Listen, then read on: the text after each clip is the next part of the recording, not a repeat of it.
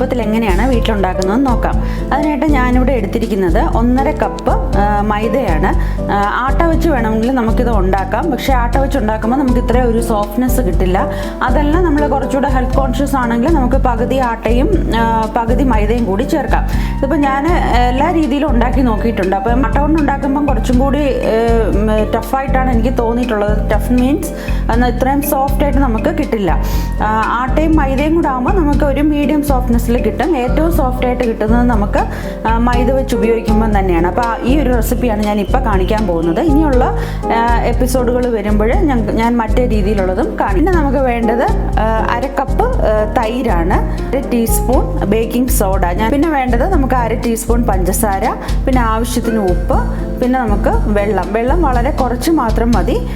അപ്പോൾ അതെങ്ങനെയാണ് യൂസ് ചെയ്യുന്നത് നമുക്ക് നോക്കാം.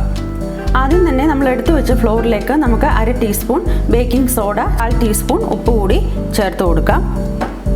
പിന്നെ നമുക്ക് വേണ്ടത് ഒരു 1/2 ടീസ്പൂൺ പഞ്ചസാര. അപ്പോൾ ഇതെല്ലാം കൂടി നമുക്ക് നന്നായിട്ടങ്ങ് മിക്സ് ചെയ്യാം.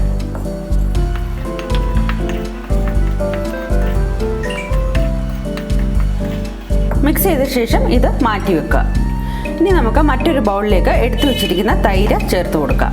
ഇതിലേക്ക് നമുക്ക് ഒരു 3 ടേബിൾ സ്പൂൺ വെള്ളം കൂടി ചേർക്കാം. ഇത് നന്നായി മിക്സ് ചെയ്യുക. റൂം ടെമ്പറേച്ചറിലുള്ള തൈരാണ് എടുത്തിരിക്കുന്നത്. ഇനി ഇതിലേക്ക് നമുക്ക് ഫ്ലോർ കുറേശ്ശെയായിട്ട് ഇട്ട് കൊടുത്ത് നന്നായിട്ട് കുഴച്ചെടുക്കാം.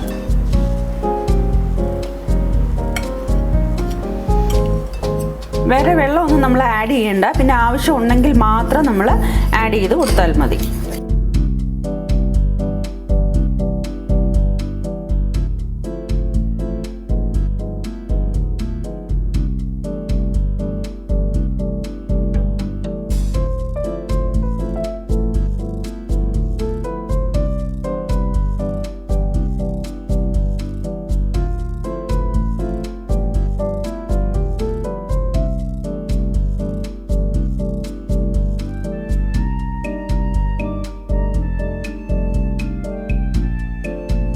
നന്നായിട്ട് ഇവിടെ കുഴച്ചെടുത്തിട്ടുണ്ട്. ഇനി ഇത് നമുക്കിതൊരു 5 മിനിറ്റ് കൂടി നന്നായിട്ട് സോഫ്റ്റായിട്ട് നീഡ് ചെയ്ത് എടുക്കണം. വേറെ എക്സ്ട്രാ വെള്ളമൊന്നും ഞാൻ ചേർത്തിട്ടില്ല. ആദ്യം ഞാൻ ചേർത്ത അത്രയും വെള്ളം മാത്രമേ ചേർത്തിട്ടുള്ളൂ. ഞാനിപ്പോൾ ഇത് നന്നായിട്ടൊരു 5 മിനിറ്റ്സ് നീഡ് ചെയ്ത് എടുത്തിട്ടുണ്ട്. നമുക്ക് തൊട്ട് നോക്കുമ്പോൾ അറിയാം നല്ല സോഫ്റ്റായിട്ട് ഇത് പോകുന്നുണ്ട്. അപ്പോൾ ഞാൻ നീഡ് ചെയ്ത സമയത്ത് ഒരു 1/2 ടീസ്പൂൺ ഒലിവ് ഓയിൽ കൂടി ഇതിനകത്ത് ചേർത്ത് കൊടുത്തിരുന്നു, അല്പം സ്റ്റിക്കി ആയതുകൊണ്ട്. അപ്പോൾ ഇനി നമ്മൾ ചെയ്യേണ്ടതെന്ന് വെച്ചാൽ ഇത് ഒരു നനഞ്ഞ തുണി കൊണ്ട് നമ്മൾ 2 മണിക്കൂർ നേരത്തേക്ക് നമ്മൾ മൂടി വെക്കുക പൊങ്ങി വരാനായിട്ട്. ഇതിന് മുന്നേ നമുക്ക് ഒരു സ്വല്പം ഒലിവ് ഓയിൽ കൂടി നമുക്ക് ചേർത്ത് കൊടുക്കാം. ഡ്രൈ ആകാതിരിക്കാനായിട്ടാണ് നമ്മളത് ചേർത്ത് കൊടുക്കുന്നത്.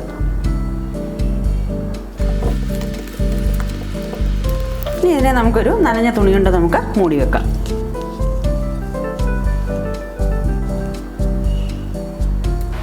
അപ്പോൾ നമ്മൾ മാവിടെ പൊങ്ങാൻ വെച്ചിട്ട് ഇപ്പോൾ 2 മണിക്കൂർ ആയിട്ടുണ്ട്. ഇനി നമുക്കിത് ചെറിയ ഉരുളകളാക്കി ഉരുട്ടി നമുക്ക് നാൻ്റെ രൂപത്തിൽ പരത്തിയെടുക്കാം.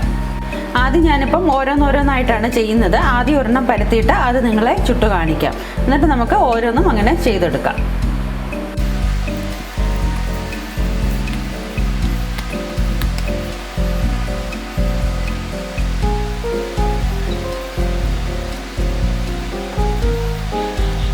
അപ്പോൾ ഞാൻ ഓരോന്നും ചെറിയ ഉരുളകളാക്കി ഉരുട്ടി എടുത്തിട്ടുണ്ട്. അപ്പോൾ ഇതിനി ഡ്രൈ ആകാതെ നമുക്ക് ഒന്ന് കവർ ചെയ്ത് വെക്കാം. അപ്പോൾ ഇതിനി ഓരോന്നും നമുക്ക് പരത്തിയെടുക്കാം. അപ്പോൾ പരത്തിയെടുക്കുമ്പോൾ നിങ്ങൾ വളരെ കുറച്ച് പൊടി മാത്രം ഉപയോഗിക്കുക. അപ്പം നമുക്കിതൊന്ന് വളരെ തിന്നായിട്ട് ഒരേപോലെ എല്ലാം നന്നായിട്ട് പരത്തിയിട്ട് വേണം നമുക്കിത് തവയിലേക്ക് ഇടാൻ. ഞാനിപ്പോൾ പാനിൽ ഉണ്ടാക്കുന്നതാണ് കാണിക്കുന്നത്. അപ്പം നമ്മൾ പാനിൽ സ്റ്റൗവിൽ ഹൈ ഫ്ലെയിമിൽ തന്നെ വെച്ചിട്ട് വേണം ഇത് ഉണ്ടാക്കാനായിട്ട്. അപ്പോൾ ഞാൻ ഈ സമയത്ത് പാൻ കൂടി ചൂടാകാനായിട്ട് വെച്ചിട്ടുണ്ട്. ലോ ഫ്ലെയിമിലാണ് ഇപ്പോൾ വെച്ചിരിക്കുന്നത്. നമ്മൾ ഉണ്ടാക്കാറാകുമ്പോഴത്തേക്ക് നമുക്കത് ഹൈ ഫ്ലെയിമിലേക്ക് മാറ്റി കൊടുക്കാം. അപ്പോൾ ഇതെങ്ങനെയാണ് പരത്തുന്നത് നമുക്ക് നോക്കാം.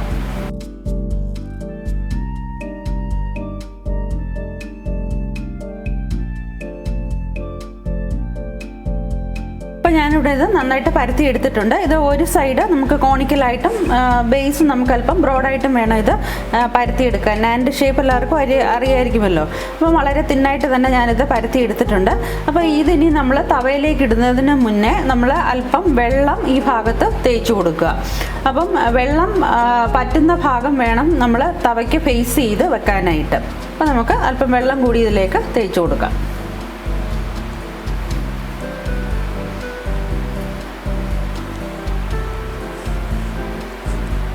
ഇനി നമുക്കിതെടുത്ത് ചൂടായി കിടക്കുന്ന തവയിലേക്ക് ഇടാം. ഞാനിത് തവയിലേക്ക് ഇട്ട് കൊടുത്തിട്ടുണ്ട്. ഫ്ലെയിം ഹൈ ഫ്ലെയിം തന്നെയാണ് വെച്ചിരിക്കുന്നത്. അപ്പം നമുക്ക് കാണാം ചെറുതായിട്ട് ബബിൾസ് വരുന്നതൊക്കെ കാണാം. അപ്പോൾ തവയിലാകുമ്പോൾ നമുക്ക് വളരെ പെട്ടെന്ന് തന്നെ ഉണ്ടാക്കിയെടുക്കാൻ പറ്റും. ഇറ്റാലിയത്തിൻ്റെ ഒക്കെ പാൻ ഉണ്ടെങ്കിൽ നമുക്ക് അതിൽ വേണമെങ്കിലും ഉണ്ടാക്കാം. അപ്പോൾ അത് ഒന്നും കൂടി ആ ഒരു സ്മോക്കി ടേസ്റ്റൊക്കെ കിട്ടാനായിട്ട് നമുക്കത് സഹായിക്കും.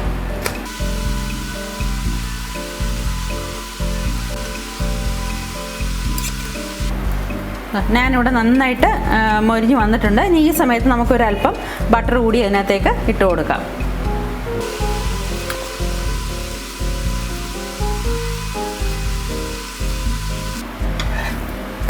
ജസ്റ്റ് ഒന്ന് ഫ്ലിപ്പ് ചെയ്യാം. പിന്നെ നമുക്ക് പെട്ടെന്ന് തന്നെ ഇഞ്ഞെടുക്കാം. അപ്പം നമ്മുടെ നാൻ ഇവിടെ റെഡി ആയിട്ടുണ്ട്. ഇതേപോലെ തന്നെ നമുക്ക് ഓരോന്നും ചുട്ടെടുക്കാം.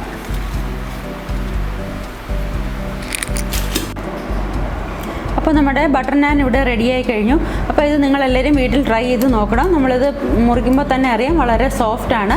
പിന്നെ ബട്ടറും കൂടെയൊക്കെ ചേർത്തുകൊണ്ട് പിള്ളേർക്കൊക്കെ നന്നായിട്ട് ഇഷ്ടപ്പെടും. അപ്പോൾ ഇതെല്ലാവരും നന്നായിട്ട് വീട്ടിൽ ട്രൈ ചെയ്ത് നോക്കുക. എന്നിട്ട് നിങ്ങളുടെ കമൻറ്റ്സും പറയുമല്ലോ.